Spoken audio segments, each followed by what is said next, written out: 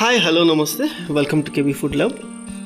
ముందుగా అందరికీ శ్రీరామనవమి శుభాకాంక్షలు. ప్రతి సంవత్సరం శ్రీరామనవమికి పోసే పానకం రెసిపీ కొంచెం నా స్టైల్లో వెరైటీగా చేస్తాం.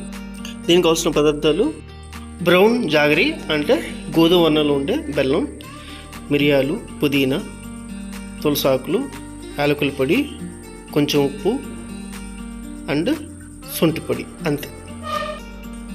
ట్రెడిషనల్గా చేసే ఈ రెసిపీ కోసం 300 ml వాటర్ తీసుకుందాం. 100 grams వరకు బెల్లం వేసుకుందాం. ఇది బ్రౌన్ బెల్లం అనమాట, చాలా బాగుంటుంది. ఎల్లో కలర్లో దొరికే బెల్లం అయితే అందులో సల్ఫర్ ఉంటుంది అనమాట, which is not good for health. ఇదే మంచిది అనమాట. కాకపోతే ఈ బెల్లం ఎక్కువ క్వాంటిటీ పడుతుంది. నేను 100 grams అన్నా సరే మొత్తం మిక్స్ చేసిన తర్వాత ఒక 200 grams వరకు పట్టవచ్చు, ఎందుకంటే తీపి అనేది తక్కువ ఉంటుంది ఈ బెల్లంలో. అలాగే ఇందులో కొంచెం బ్లాక్ సాల్ట్, నార్మల్ సాల్ట్ అయినా యాడ్ చేసుకోవచ్చు. కొంచెం ఒక చిటికెట్ అనమాట, ఎక్కువ వేయకూడదు. దీన్ని పక్కన పెట్టేసుకుని ఇప్పుడు కొంచెం మింట్ అలాగే కొంచెం తులసాకులు క్రష్ చేసుకుని మనం ఈ మిక్చర్లో యాడ్ చేసుకుందాం. తులసాకులు మింట్ కానీ రెండు కూడా ఊరికిన పైన ఆకులతో పాటు వేసేవచ్చు, బట్ ఇలా క్రష్ చేసేస్తే ఏమో అందులో ఉన్న సారాలు మొత్తం పానకంలో వెళ్తాయి అనమాట. అందుకే నేను క్రష్ చేసి వేస్తున్నా. మీకు ఇష్టమైతే ఆకులతో బలంగా కూడా వేసేవచ్చు.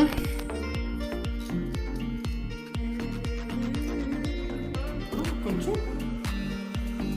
మిరియాల పొడి, పావు టీ స్పూన్,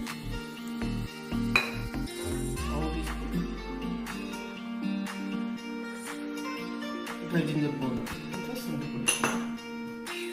అలాగే ఒక పావు టీ స్పూన్ యాలకుల పొడి, అలాగే చిటికెడు పచ్చకర్పూరం.